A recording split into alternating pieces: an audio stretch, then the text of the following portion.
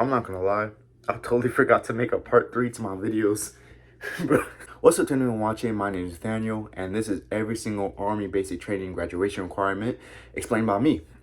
This is like a part 3 to my basic training talk-throughs. If you haven't seen my other 2 videos, my first one is about like the lifestyle, and the second one's about reception. This one I'm actually going to be talking about every single event or graduation requirement that you might want to know if you're joining the Army, or you're just thinking about it and want to know like information about what you're going to do during basic training.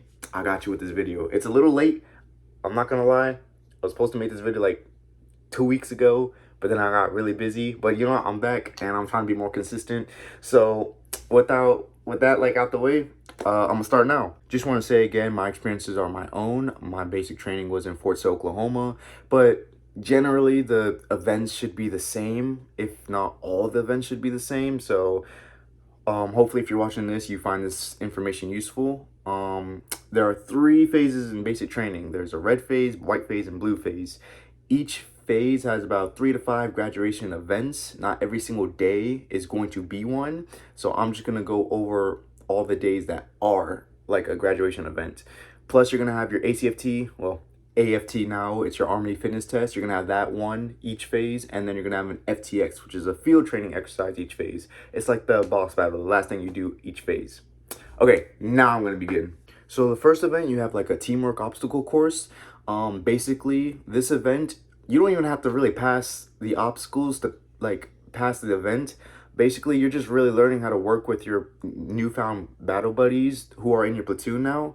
You're just working on listening, developing leadership skills, or listening to other growing leaders. It's more like it's like it's in the name. It's a teamwork, right? You could literally fail every single obstacle and still pass the day. It's basically just to introduce you to that teamwork environment. As far as obstacles themselves go, they're not really like too complex. A lot of them is the floor is lava type of scenario where you're on like a plank or you're on a board and you have to use other planks to cross. You may have to like, you and your platoon have to carry a casualty, which would be like a dummy, and then you would have to carry the casualty across whatever the obstacle is using planks and wood and stuff like that, and then you'd have to like get through as well. But as far as the actual event, you're really just learning how to work together with your platoon, and yeah, that's pretty much it doesn't even take the whole day. I think it was like just the morning part of the day really, and that's the first event. The second event is a confidence obstacle course. And no, not every single event in basic training will be a confidence course. Red phase is just like really physical. So this course is more individual. If you were athletic before you join basic training, this shouldn't be too hard. It's just like rope climbing, you're jumping over obstacles, you're running a lot across the field. Yeah, it's really stamina and just your climbing abilities. Not even that, it's really a lot of stamina and jumping over stuff really. I'm gonna put it on my screen right here, but honestly the whole obstacle course in general isn't that bad. So that is the second event. That takes half the day, but still not really a full day thing. And as long as you're like decently athletic, or you know, just put some effort in being a little physical, it should be a piece of cake, honestly. So during the red phase, you'll spend about 2 days in what's called medical lanes. So the first day is all about learning, right? You're gonna learn how to apply a tourniquet, you're gonna learn how to pack a wound, and you're gonna learn how to call 999 medevac. The second day, you're thrown into more simulated combat medical scenarios. So you're gonna have to learn how to low crawl and high crawl to get to your battle buddy if they're injured on the field. Let me tell you, low crawls suck. You gotta put your head like this on the ground, and then you gotta like grab the dirt or wherever and like actually do this like a prone row. You gotta crawl to them like this. The high crawl, you're just using your elbows and knees, and you gotta learn how to do that to get to them. And then when you get to them, they're gonna teach you a bunch of ways to carry them. The most common is a fireman carry, where you're like just grab them like this and then pull back, and they're gonna be completely dead weight. And then another one, I believe, is called the bear crawl. So they interlock their fingers around your neck, and then you gotta crawl while carrying them, or technically dragging them. It's physically exhausting, but it's also one of the most important parts of training. Every soldier needs to know this. It's the basics. If you're 68 whiskey or 68 Quebec or 68 anything, you'll probably like the medical lanes the most, because it's the most common with your job, because these are the exact skills that like usually save lives on the battlefield, at least the basics. But yeah, medical lanes is 2 days, and it's just the medical portion of your basic training and the only portion that's medical in general. The fourth event is the gas chamber. The gas chamber is usually hyped up to be scary. It's not. The focus on gas chamber isn't even about the gas chamber itself. It's so you know how to use a gas mask. So most of the day, you're learning how to use a gas mask or putting one on, because they're going to actually give you one, and maybe some extra gear. I didn't get that extra gear. I don't even know what it's called. But basically, mainly the gas mask. And once you learn how to put it on and like breathe through it, then they take you through the gas chamber. Inside the gas chamber, there's 2 rooms. I forgot which one's which, but there's a cold room and a hot room. The first room, it's like warming you up. They're gonna make you do high knees and jumping jacks, but there's no gas in that room. Then they're gonna make you put one hand on your buddy's shoulder. Then you're gonna walk into the second room, and then they're gonna just put the gas out there. So once the gas is in the room, and once you're by the exit, they're gonna make you take off the gas. Then you gotta say the soldier's creed, and you're gonna feel that gas. I felt the gas. I went through the gas chamber twice. It sucks, but it's not as bad as other people may make it to be. It's not scary, but you will probably cough a lot. You will sneeze. You will throw up, maybe, possibly. I didn't throw up, but you might. You're gonna have like snot running down your nose. It's disgusting, but it doesn't last too long. And the burn like usually goes away after like 6 to 8 minutes, and they're still gonna yell at you even if you're like coughing and stuff. So I mean, that's just the gist of gas chamber, really. The 5th event in red phase is called the tower, or the treadmill tower. It's kind of like rappelling down a tower, really. That's all it is. I mean, the tower, I know, but before I went to basic, was also kind of hyped up to be a little scary. It's only really scary if you're scared of heights. And if you're scared of heights, I don't know. I mean, I don't want to just say get over it. That's a little inconsiderate, but they're going to put like a rappel belt on you. You're going to learn how to propel down a smaller tower, not even a tower, a wall. They're going to put you on the wall. You're going to be horizontal against it. They're going to ask you to jump in place 3 times just to check if the belts work or if it's like tight enough. Then you're going to propel down the wall. Once you do that, you have to climb up the ladder to get to the top of the tower. And then you're going to do the same exact thing, but propel downwards. And you're just jumping out and back onto the wall. And you keep doing that until you get down to the floor. And after that, that's the whole tower. And that takes like a whole day just because there's going to be so many people doing it. And probably a couple people scared of heights. But the tower itself, it's really not that bad. I promise you. Even if you're scared of heights, I believe you can do it. Just I was going to say thug it out. Just have an open mind, really. I mean, it doesn't take too long once you're actually in the moment. You're not going to fall. People think, oh, it's too loose. What if it breaks? What if I jump and mess up and I jump all the way down instead of going back onto the wall? It's not gonna happen. Either way, you're gonna be secure though. There's nothing really to worry about when it comes to the tower. But the 6th event is your first AFT. The AFT is your Army fitness test. You have 3 of them per phase. The first one you don't have to pass, but I would say it's good to like learn the minimums. There are 5 events currently. There's the max deadlift. Then you have the hand release push-ups, which is like a regular push-up, but when you go down, you release your arms and then put them back in and then push up. You have the sprint drag carry. So you sprint about, I'd say 25 meters, sprint back. You're dragging a sled, drag it back. Then you got to do like a side shuffle, 25 meters and 25 meters back.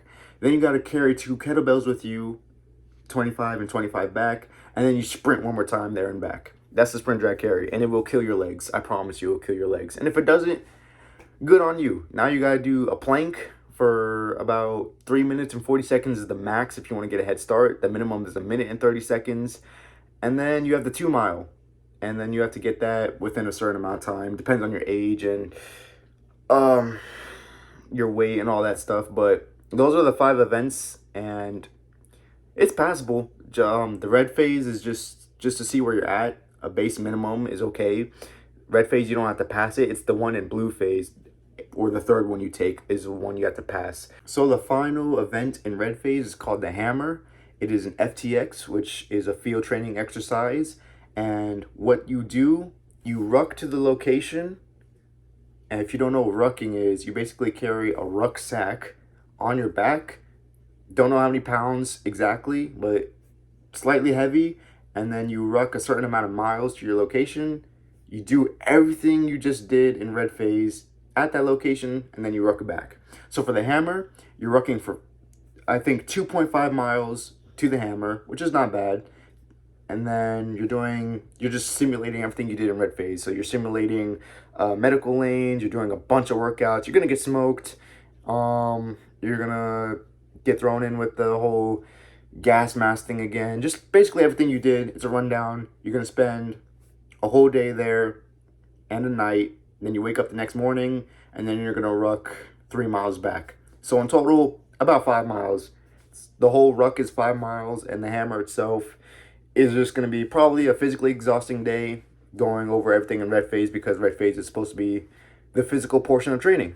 And then after that, you're done with red phase. That's it. It's a lot of events, but white phase is way less. Okay, so white phase is like the marksmanship portion of training. So every single event is gonna have to do with marksmanship.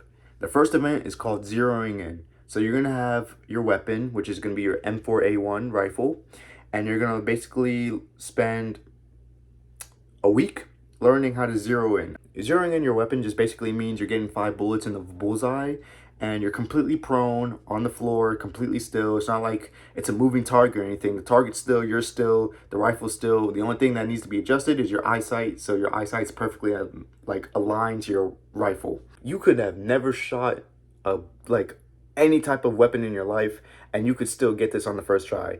Once you get 5 like bullets inside that bullseye, it's gonna be like a diamond. You're done. Like, and if you get on the first day, you're pretty much good to go until you get to the next event. The next event is qualifying with your rifle. Now that it's like zeroed in on your eyesight, now you gotta prove that, well, not prove that, but now you gotta take it to the test by shooting actual moving targets. And they don't move like side to side or anything. They're gonna be like pop-up targets. So they're gonna be down and they're gonna be up.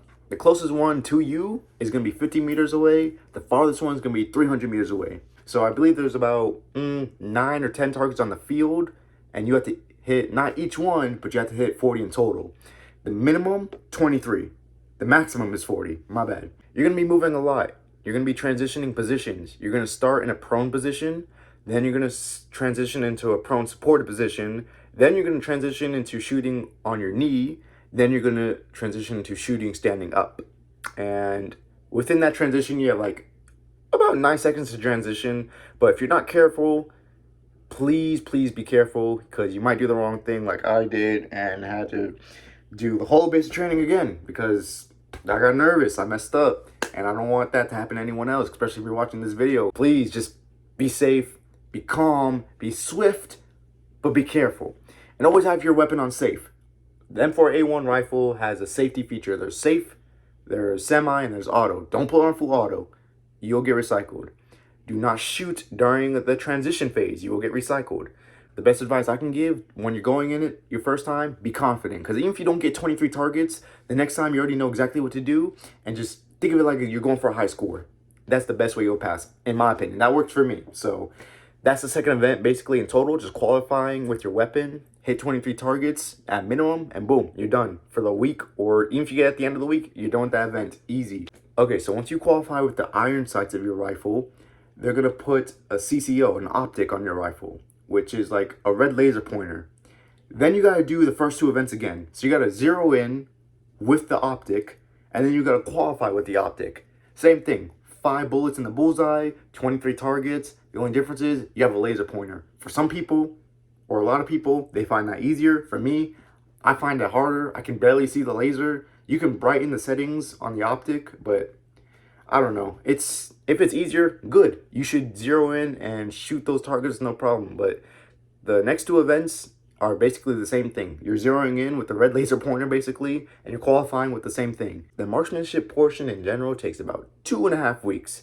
So you're going to spend a lot of days on the range, which means you're going to eat a lot of MREs, and you're going to have a lot of time being comfortable with your weapon. So over time, gradually, if you're not really too keen about shooting a weapon or nervous or never shot before, you don't even have to learn now. But over time, gradually, you'll get it. So after the marksmanship portion, you're still in white phase. The next event is called land navigation.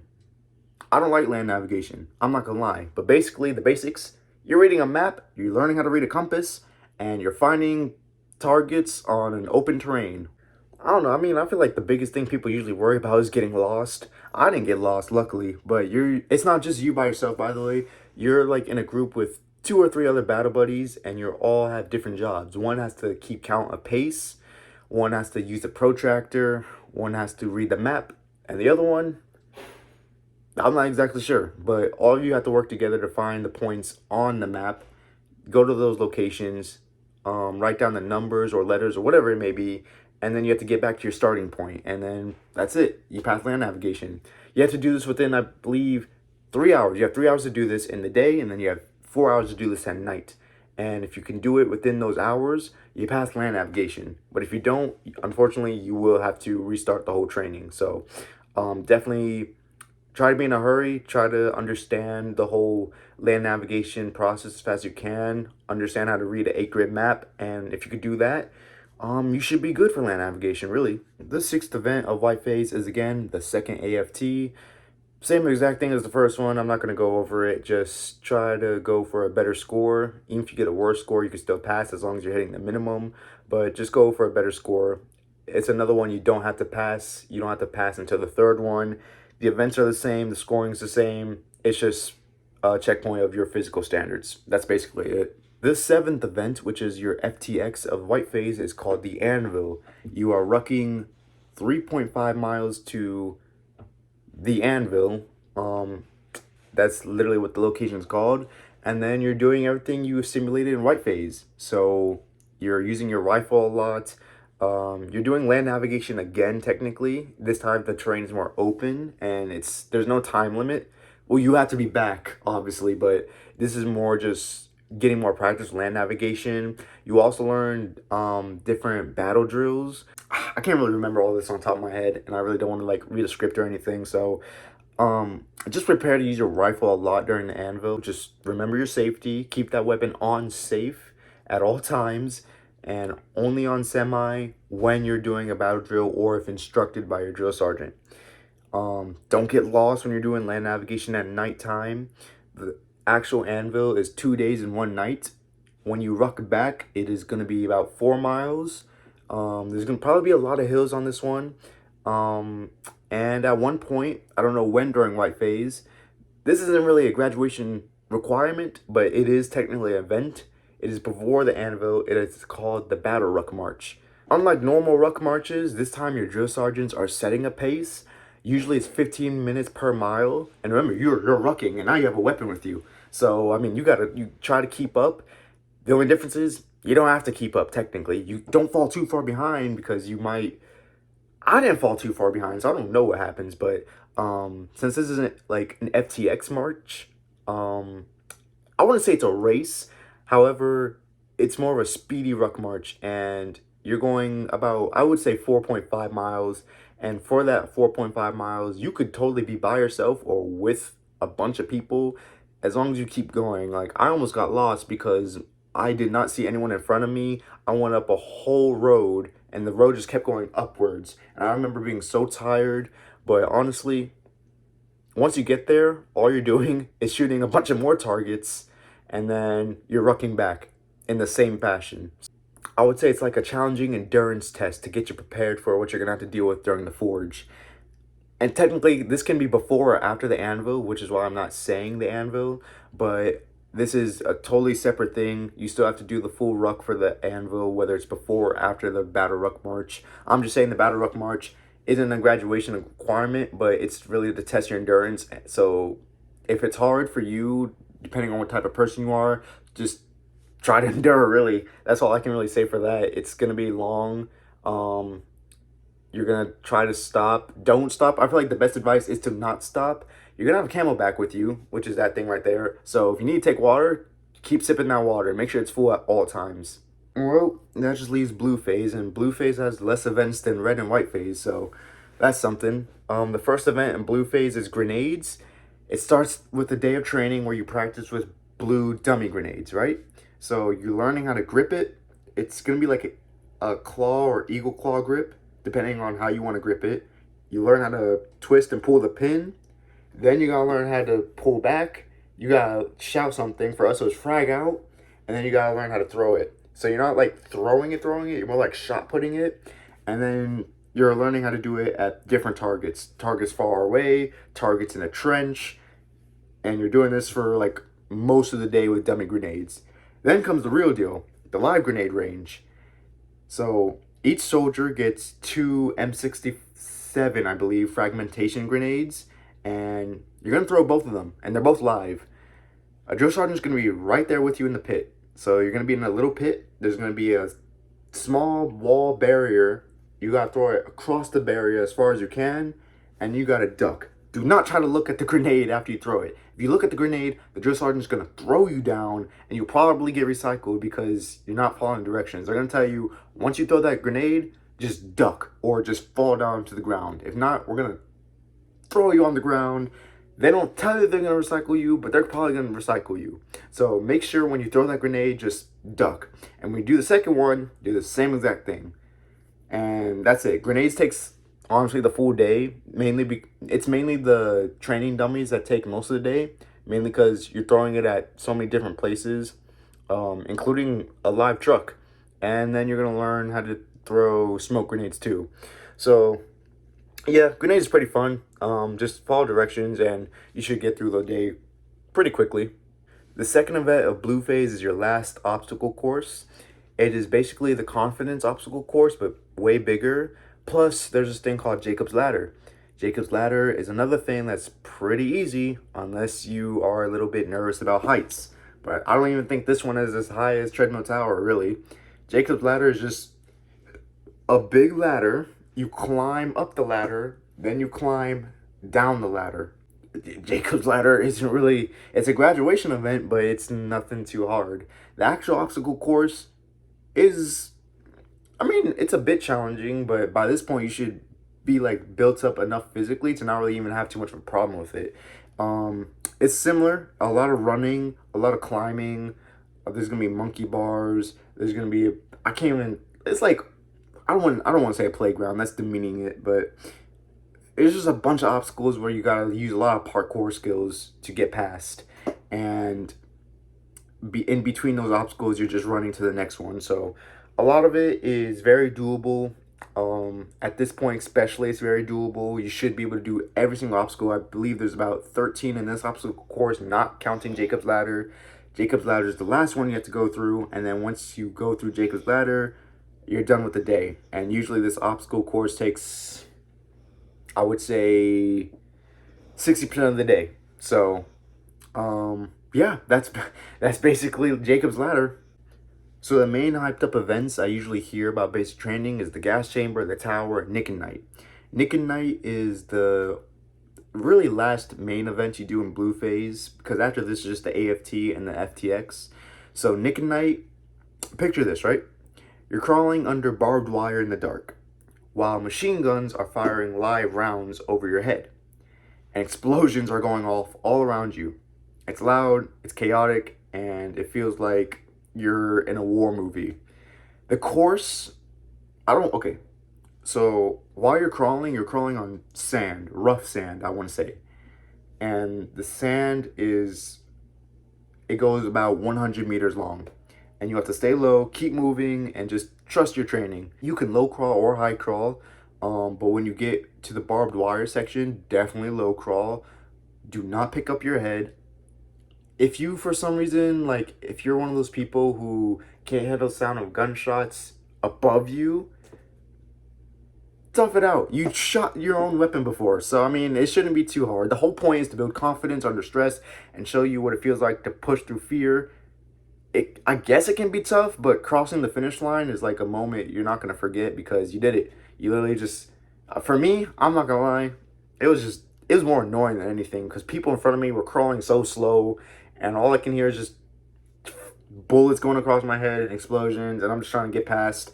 Nick and Night isn't too hard at all, but I will say it is probably going to simulate some real world scenarios if you ever deploy, especially the crawling in rough places mechanic. So don't take it for granted. If you think it's too easy, take it with a grain of salt. But after Nick and Night, you have your final AFT. This one, please take seriously. Like, do your best.